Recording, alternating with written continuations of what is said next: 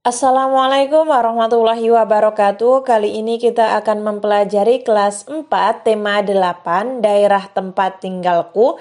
Subtema 2, keunikan daerah tempat tinggalku, pembelajaran 2. Aku berasal dari Bali. Banyak orang bilang Bali sangat unik. Keunikan Bali diantaranya terlihat dari keragaman kesenian yang ada. Bagaimana keunikan Bali dilihat dari keseniannya berupa karya tari? Nah, mari kita pelajari. Dayu berlatih tari pendet. Setiap daerah memiliki jenis tarian dengan keunikan tersendiri. Misalnya keunikan tari dari Bali diantaranya dalam penampilannya, gerak-gerik tarinya dilakukan dengan energik dan dinamis. Selain Bali, daerah lain juga memiliki keragaman tari daerah yang berbeda-beda. Nah, di sini ayo berdiskusi pada halaman 73. Apa saja karya tari yang kamu ketahui? Dari daerah mana karya tari tersebut? Nah, ada banyak sekali ya tari di Indonesia. Pada tema 7 kemarin kita sudah sempat mempelajari tari-tari di Indonesia. Nah, mari kita tulis di sini. Nomor 1, tari Saman. Ada yang tahu dari mana? Ya, dari Aceh. Mungkin dari teman-teman masih ada yang ingat tentang pembelajaran 7 kemarin, tentang tema 7 kemarin. Lalu nomor 2 itu ada tari piring. Setelah itu tari piring dari Sumatera Barat. Tari lilin dari Sumatera Barat. Tari kipas serumpun dari Sumatera Selatan. Setelah itu tari jaipong dari Jawa Barat juga. Yang ketujuh tari golek dari Yogyakarta. Tari serimpi dari Jawa Tengah. Lalu nomor 9 tari reok Ponorogo. Ini dari daerah saya, Jawa Timur. Tari kecak. Nah, cacak. Nah, seperti itu lagunya. Itu dari Bali ya. Saya sangat suka ketika melihat tari kecak. Tari kecak itu dilakukan dengan berkelompok banyak orang. Setiap tari daerah memiliki keunikan tersendiri. Keunikan tari daerah terlihat dari unsur-unsur tari. Gerak merupakan unsur utama dalam tari. Unsur lain adalah busana, tata rias, iringan, dan properti atau perlengkapan tari. Gerak tari adalah serangkaian gerak indah dari anggota tubuh yang dapat dinikmati oleh orang lain. Gerak tari Nusantara sangat beragam.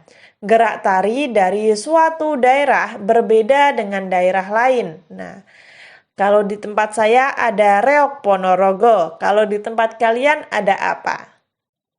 Berbeda bukan? Nah, ini adalah gambar tari kecak. Kecak atau kecak ya. Ini dari Bali. Lalu ada tari merak dari Jawa Barat.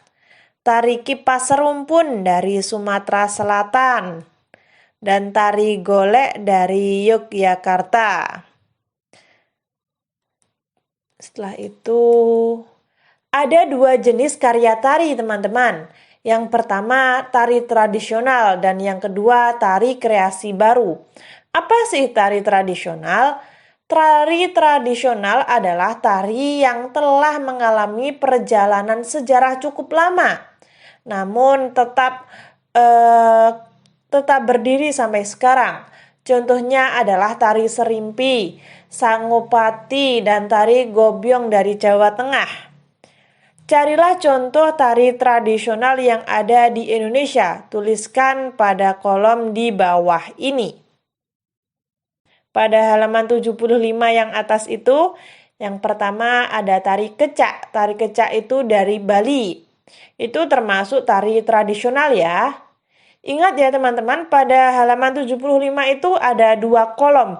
Nah, sekarang yang saya bahas adalah kolom yang atas. Lalu yang kedua, serimpi, itu dari Jawa Tengah. Lalu ada tari jaipong dari Jawa Barat. Tari lilin dari Sumatera Barat dan tari saman dari Aceh. Nah, ketika teman-teman mau menambahkan juga tidak apa-apa ya. Setelah itu, yang kedua ada tari kreasi baru. Tari kreasi baru merupakan karya tari garapan baru. Contoh tari kreasi baru yaitu Manuk Rawe, Garuda Wisnu, dan Belibis dari Bali. Ini ada pada halaman 75 kolom yang bawah ya.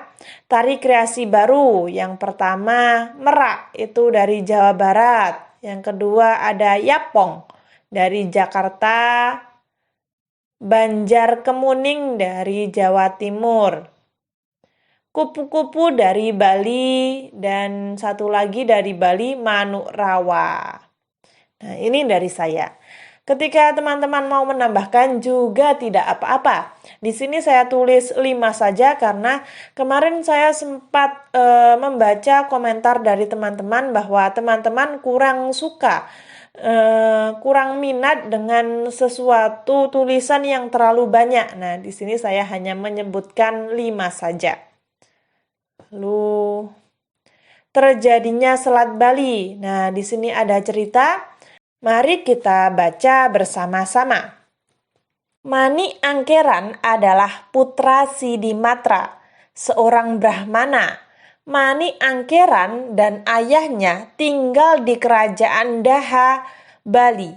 Saat Pulau Bali belum terpisah dengan Pulau Jawa, Mani Angkera suka sekali menghambur-hamburkan harta orang tuanya. Berulang kali Sidimantra menasehati anaknya, namun Mani Angkeran tidak mau mendengarkan nasihat ayahnya. Harta orang tuanya pun dihabiskan, bahkan dia berani berutang kepada orang lain. Pada akhirnya Mani dikejar-kejar penagih utang. Sidimantra tidak tega, hartanya sudah habis. Sidimantra tidak mau anaknya celaka. Suatu saat Sidimantra mendapat petunjuk lewat mimpi untuk meminta pertolongan pada Naga Besukih di Gunung Agung. Naga Besukih adalah naga hijau besar, ekornya penuh dengan emas dan permata. Sidimantra segera bergegas untuk menemui Naga Besukih di Gunung Agung. Sidimantra menjelaskan maksud kedatangannya kepada Naga Besukih. Sidimantra meminta sedikit harta untuk membayar utang-utang Mani Angkeran. Naga Besukih bersedia untuk membagi sebagian hartanya. Naga Besukih mulai menggoyang-goyangkan ekornya. Seketika beberapa emas dan permata pun rontok. Sayangnya, harta yang didapat ayahnya kembali digunakan Mani Angkeran untuk berfoya-foya. Mani Angkeran yang kehabisan harta akhirnya mencari tahu tempat ayahnya mendapat harta. Seseorang memberitahunya bahwa Sidimantra memperoleh harta dari Naga Besukih. Mani Angkeran segera menemui Naga Besukih di Gunung Agung seperti yang telah dilakukan ayahnya. Naga Besukih, sudilah kiranya kau bagi sedikit hartamu untuk membayar utang-utangku, kata Mani Angkeran kepada Naga Besukih. Aku sudah memberi ayahmu, Sidimantra, emas dan permata. Apakah itu masih kurang? Kata Naga Besukih sedikit kesal. Aku mohon, beri aku sedikit lagi hartamu, Naga Besukih yang murah hati. Mohon Mani Angkeran kepada Naga Besukih. Baiklah, akan aku mengabulkan permintaanmu, asal kau berjanji tidak akan berfoya-foya lagi, kata Naga Besukih. Naga Besuki akhirnya luluh. Dia mau menggoyangkan ekornya.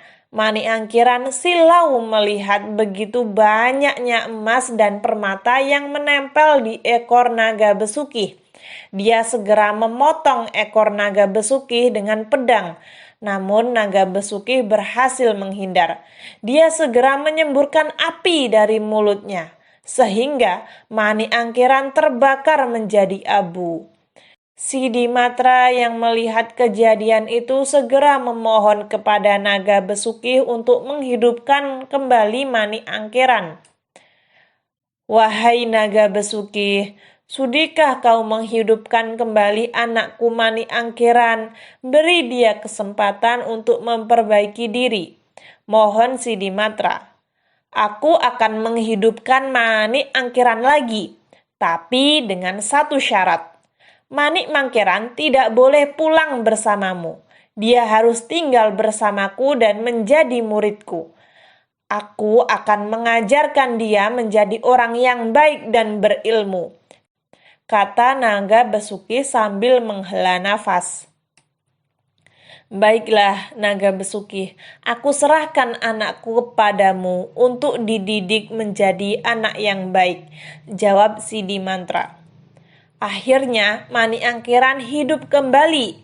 Si Dimatra segera mengeluarkan tongkat dan membuat garis memisahkan dirinya dengan anaknya. Garis itu mengeluarkan air yang deras dan memisahkan Gunung Agung dengan sekitarnya. Sampai sekarang garis itu dikenal sebagai Selat Bali yang memisahkan Pulau Jawa dan Pulau Bali.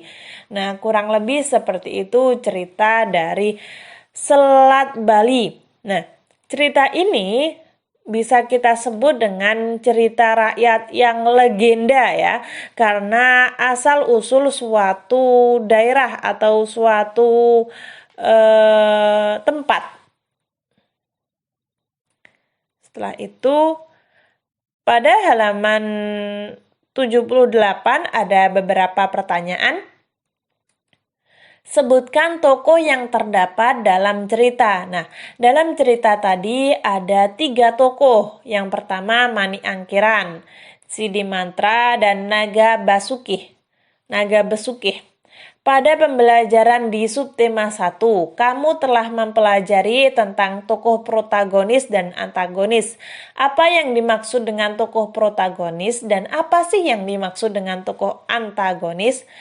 Tokoh protagonis adalah tokoh yang memiliki sifat baik hati, sedangkan antagonis tokoh yang memiliki sifat jahat.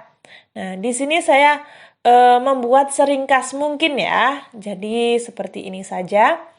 Lalu tuliskan tokoh antagonis yang terdapat dalam cerita. Nah, dalam cerita tadi tokoh yang bersifat jahat adalah Mani Angkiran. Dia bersifat serakah, tidak mudah puas, ingin lagi, dan suka berfoya-foya.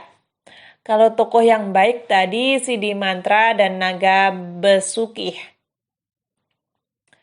Lalu, carilah sebuah cerita rakyat yang berasal dari daerahmu. Tulis kembali cerita rakyat dari daerahmu dalam kolom di bawah ini. Nah, saya itu berasal dari Jawa Timur. Ada kota yang sangat terkenal yaitu kota kedua metropolitan, kota Surabaya. Nah, saya akan mengambil cerita dari Surabaya. Mungkin ketika teman-teman tinggal di Jawa Tengah atau Jawa Barat, kalian bisa kalian bisa tulis cerita kalian masing-masing ya. Di sini saya akan membahas cerita Surabaya. Kalian juga bisa mengikuti cerita saya ini. Dan maaf ceritanya agak panjang karena memang pada halaman 79 itu disediakan kolom yang cukup banyak ya, cukup lebar. Menurut saya cukup kok ini ya. Dan memang semua cerita itu rata-rata tidak bisa sedikit. Nah, seperti ini ya, lumayan banyak. Dahulu kala di Laut Jawa ada hiu si Sura dan buaya si Baya. Mereka sangat angkuh dan tak mau kalah. Mereka saling merebutkan makanan sampai mereka bosan akan perkelahian itu.